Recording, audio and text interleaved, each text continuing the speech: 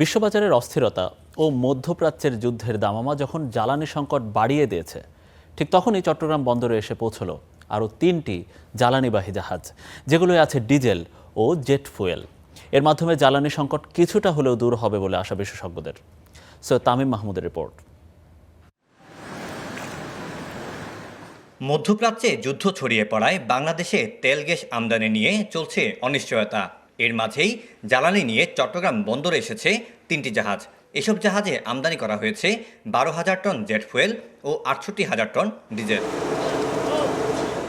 নতুন করে আসা এই জেট ফুয়েল দিয়ে আরও 8 দিনের জ্বালানি নিশ্চিত করেছে বিপিসি। অন্যদিকে নতুন করে আসা ডিজেল দিয়ে আরও প্রায় 6 দিনের চাহিদা পূরণ করা যাবে বলে জানিয়েছে মন্ত্রণালয়। যে গতবারের চেয়ে যাতে কোনো পেট্রোল পাম্পে 1 লিটার তেলও কম না হয়, দুটো ক্ষেত্রে আমরা এনশিওর করার চেষ্টা করছি। একজন কৃষকও যাতে বলতে না পারে যে তিনি ডিজেল পাচ্ছেন না। যেখানে যা বলছে সাথে সাথে আমরা সেটা এনশিওর করছি।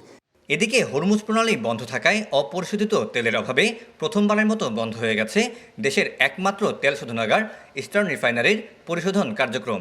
ফলে সরকারকে এখন পরিশোধিত তেলের উপর নির্ভর করতে হচ্ছে।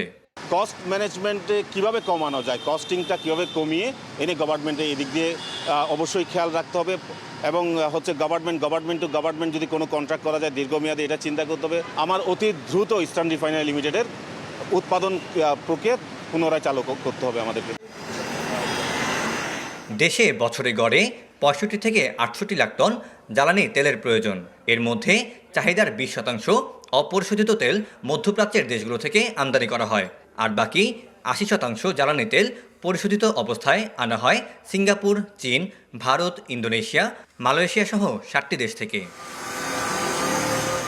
নতুন করে আসা এই চালানগুলোর মাধ্যমে দেশের জ্বালানির চাহিদা কিছুটা মোকাবেলা করা সম্ভব হলেও বৈশ্বিক বাজারে জ্বালানি তেলের ক্রমবর্ধমান দাম ও ইস্টার্ন রিফাইনারি বন্ধ হয়ে যাওয়ায় যে শূন্যতা তৈরি হয়েছে, সেটি মোকাবেলা করা এখন সরকারের জন্য বড় challenge. Syed Tamim Mahmud, Star News, Chittagong.